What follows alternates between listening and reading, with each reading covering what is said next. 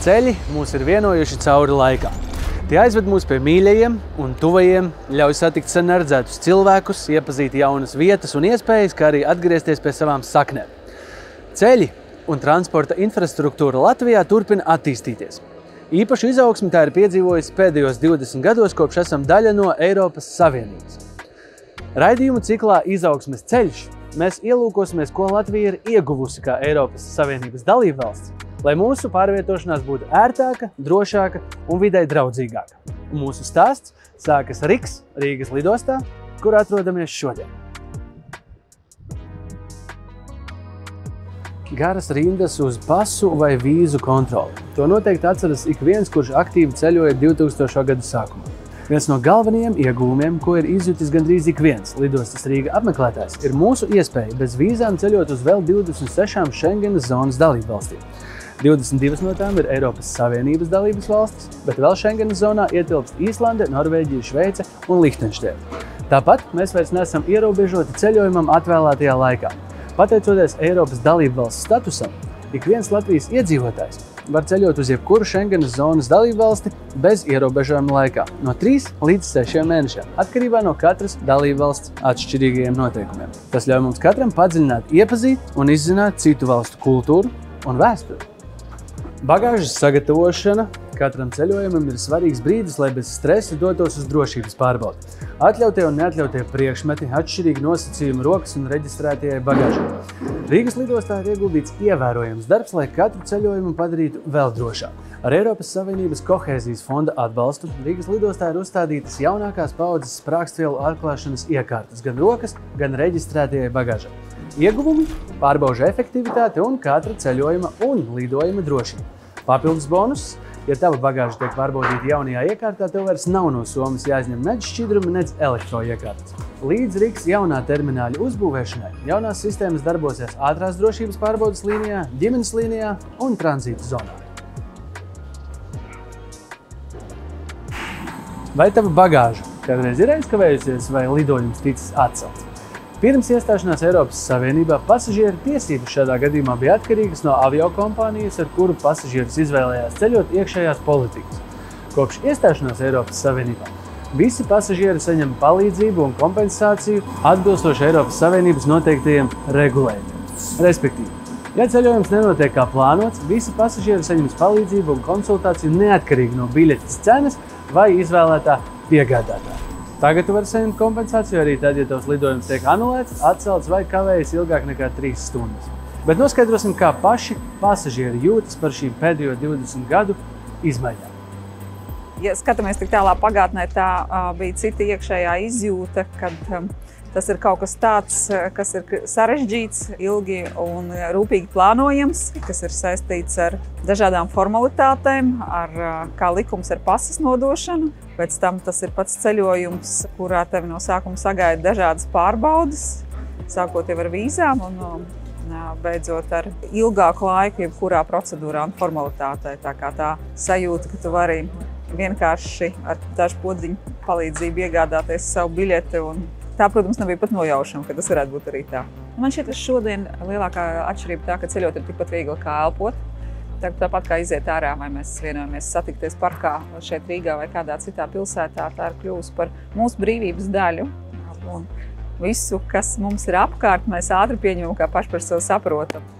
Ar Eiropas Savienību fondu investīcijām īstenotie projekti lielākoties ir tehniski sarežģīti un specifiski, tāpēc paliek ikdienas ceļotājiem nepamanīt. Tomēr mēs pamēģināsim tos skaidrot, pastāstot par ieguvumiem no ieguldījumiem Rīgas lidostas infrastruktūrā, drošībā un klimata neutralitātē. Infrastruktūra nosaka jebkuras lidostas piemērotību dažādu gaisa kuģu apkalpošanai. Ne tikai ēkas, skrejceļš, manevrēšanas ceļi, peroni un stāvvietas, bet arī elektroapgāde, ūdensapgāde un citi risinājumi. Pēdējo 10 gažu laikā Rīgas lidosta ir kļuvusi par Baltijas reģiona galveno lidostu. Tāpēc tālredzīgi ieguldījumi infrastruktūrā ir viens no panākumu būtiskiem faktoriem. Izmantojot Eiropas Savienības kohēzijas fonda līdzfinansējumu, šajos gados esam ieguvuši skrejceļu, kas spēj uzņemt jebkura tipa gaisa kuģus, jā, arī vislielākos. Atjaunots arī kravu perons, kas īpaši piemērots kravas lidmašīnu apkalpošanai. Būtiski pieminēt ugunsdzēsēju jaunā depo izbūvi lidostas teritorijā. Iepriekšējā depo ēkas bija fiziski nolietotas, tāpēc izbūvējot jauno depo, ir uzlabota lidlauka un pasažieru drošība, samazinot ugunsdzēsības komandas nokļūšanas laiku līdz nelēmas vietai. Savukārt 2023. gadā tika atklāts jaunais izbūvētais heliports, jeb helikopteru nosēšanās laukums, kas, protams, primāri tiek izmantots medicīniskās palīdzības, glābšanas dienestu, kā arī militāro un valstu valdību helikopteru uzņemšanai. Savukārt jauni manevrēšanas ceļi un uguņu sistēmas padara Rīgas lidostu par drošu un ērtu gaisa satiksmei, vienlaikus samazinot ietekmi uz vidi. Ietekme uz vidi.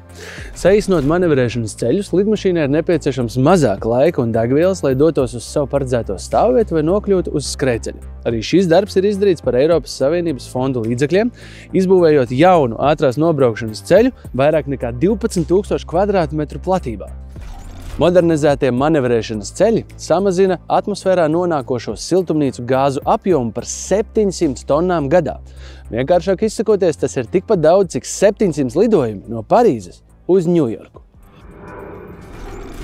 Mazāk patērētas aviācijas degvielas, mazāk kaitīgo izmešu un labāk videi, jo ilgtspēja un virzība uz klimata neutralitāti ir viens no Rīgas lidostas stratēģijas stūrakmeņiem.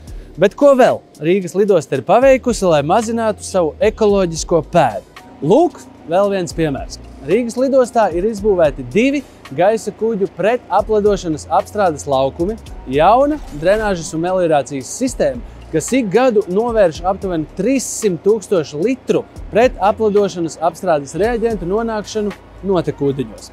Būtiski, ka piesārņojuma koncentrācija Rīgas lidostas notekūdeņu sastāvā ir samazinājusies par 25%.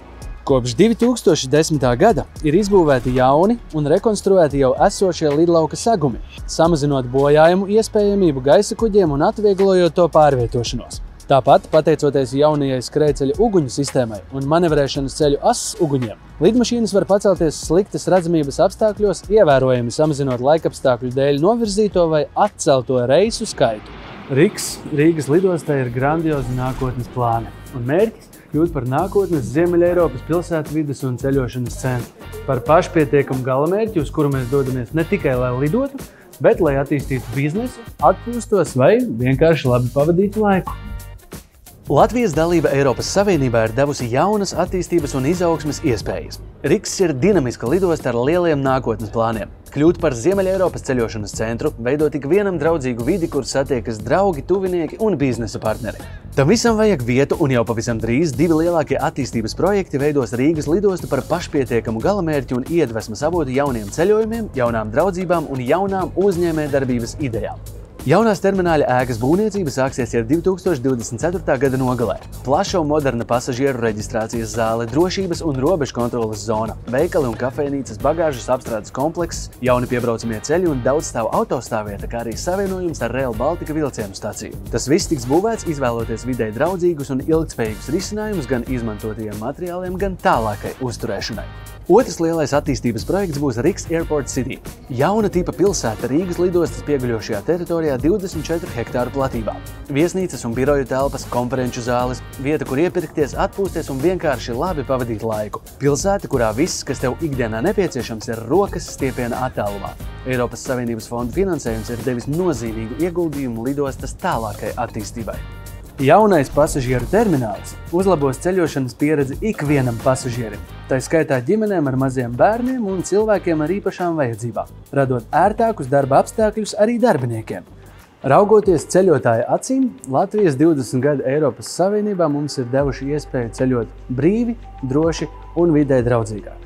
Protams, nenovērtējams ir Eiropas Savienības fondu investīciju pienesums Latvijas transporta infrastruktūras attīstībā. Tādējādi stiprinot Latvijas konkurētspēju un veicinot valsts ekonomisko attīstību. Un, kā redzējām šodien, lidosta vēl piedzīvos jaunas un aizraujošas pārmaiņas.